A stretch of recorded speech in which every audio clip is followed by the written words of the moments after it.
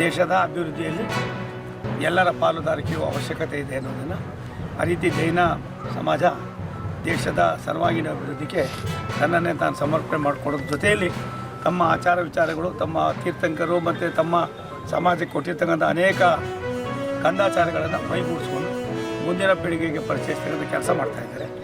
ಪ್ರಧಾನಮಂತ್ರಿಗಳ ಸೂಚನೆ ಮೇರೆಗೆ ರಾಷ್ಟ್ರದ ನಮ್ಮ ರೋಡ್ ಟ್ರಾನ್ಸ್ಪೋರ್ಟ್ ಮಿನಿಸ್ಟ್ರು ಸುಮಾರು 160-170 ಕೋಟಿಗೂ ಮೇಲ್ಪಟ್ಟು ಅನುದಾನವನ್ನು ಬಿಡುಗಡೆ ಮಾಡಿದ್ದಾರೆ. ಅದರೊಳಗೆ 85 ಕೋಟಿ ತುಮಕೂರಿಗೆ, 38-40 ಕೋಟಿ ಗುಬ್ಬಿಗೆ, 45 ಕೋಟಿ KB ಕ್ರಾಸ್ಗೆ. ಈ ಎಲ್ಲ ಕೆಲಸಗಳನ್ನು ಕೂಡ ನಾವು ಈಗಾಗಲೇ ಒಂದು ಕೆಲಸ ಶುರುವಾಗಿದೆ. 2 ಕೆಲಸಗಳನ್ನು 23-24ನೇ ತಾರೀಕು ಪ್ರಾರಂಭ ಮಾಡ್ತಾಯಿದ್ದೀವಿ.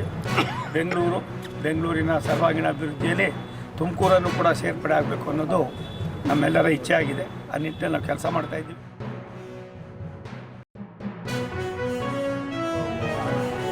ನಾಡಿನಾದ್ಯಂತ ಎಲ್ಲ ಕಡೆಯಿಂದಲೂ ಭಕ್ತಾದಿಗಳು ಬಂದು ಪಾರ್ಟಿಸಿಪೇಟ್ ಮಾಡಿದ್ದಾರೆ.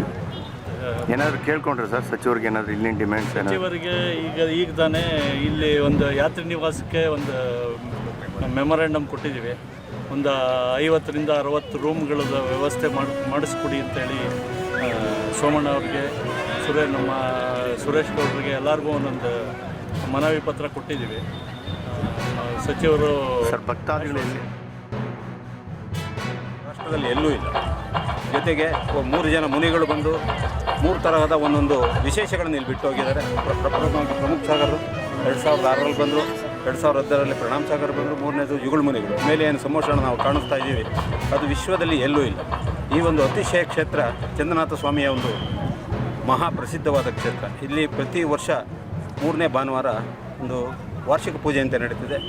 ಇಡೀ ಜನವರಿ 3ನೇ ವಾರದಲ್ಲಿ ಇಡೀ ಕರ್ನಾಟಕ ವಿಶ್ವದಕ್ಕೆ ರಾಷ್ಟ್ರ ಮಟ್ಟದಲ್ಲಿ ಜನ ಇಲ್ಲಿ ಬರ್ತಾರೆ. ಸುಮಾರು 4,000-5,000 ಜನ ಸೇರುವಂಥ ಇದೊಂದು ಪುಣ್ಯಕ್ಷೇತ್ರ.